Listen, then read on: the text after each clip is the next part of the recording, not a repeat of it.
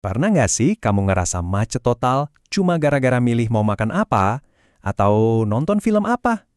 Nah, dalam beberapa menit ke depan, kita bakal bedah tuntas kenapa otak kita itu bisa ngeheng gitu aja pasti kasih terlalu banyak pilihan. Dan ini bukan soal kamu males loh ya, tapi ada penjelasan ilmiahnya yang keren banget di baliknya.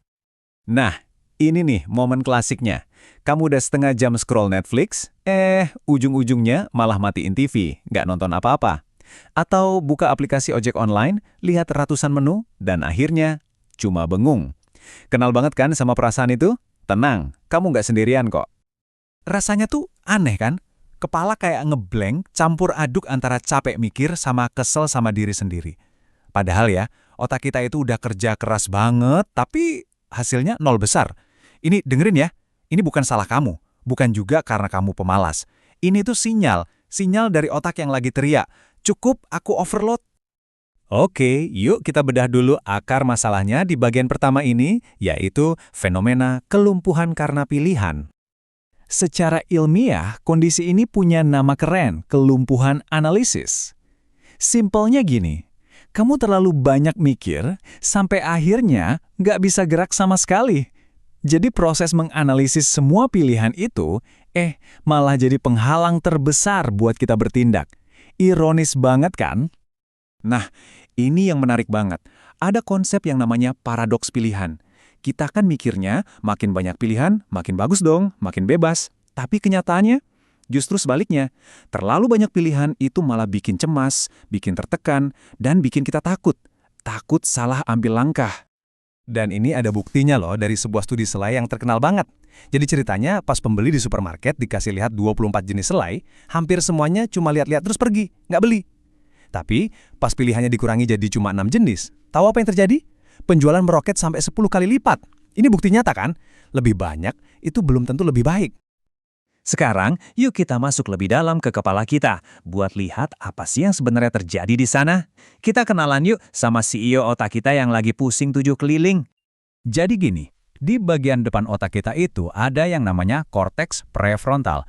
Nah, anggap aja dia itu CEO-nya. Dialah yang tugasnya mikir logis, bikin rencana, nimbang untung rugi, ya pokoknya semua pekerjaan yang butuh akal sehat deh. Tapi, ada masalahnya. CEO kita ini memorinya terbatas banget. Coba bayangin deh, komputer yang dipaksa buka 100 kali tab program berat barengan. Pasti nge-lag parah kan? Nah, itulah yang disebut cognitive load atau beban kognitif. Otak kita itu, ya secara biologis emang punya batas kapasitas. Terus efeknya apa? Sinyal-sinyal di otak kita jadi, macet total. Beneran, semua informasi numpuk, nggak ada yang bisa diproses dengan benar.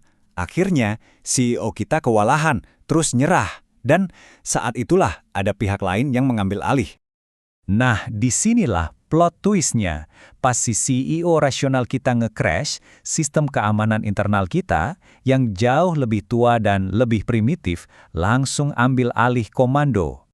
Gini deh, biar gampang, otak kita itu punya dua mode. Ada mode rasional yang canggih tapi lambat dan boros banget energinya. Terus ada mode emosional yang super cepat, irit dan instingnya cuma satu, bertahan hidup. Nah, sekarang coba tebak mana yang bakal menang kalau mode rasional kita lagi kecapean? Nah, ini dia poin kuncinya. Otak emosional kita itu teknologinya masih kuno, peninggalan zaman purba. Jadi buat dia, rasa bingung milih mau makan apa itu dibaca sebagai ancaman. Serius, sama persis kayak yang lihat predator di semak-semak. Dan respon standarnya dari dulu ya cuma 3. Lawan, lari, atau ya itu dia, membeku di tempat. Dan ini bukan cuma soal perasaan loh, tapi beneran reaksi kimia di tubuh. Hormon stres kayak kortisol itu langsung membanjiri sistem kita. Efeknya, bagian otak rasional kita seolah-olah dimatiin sementara.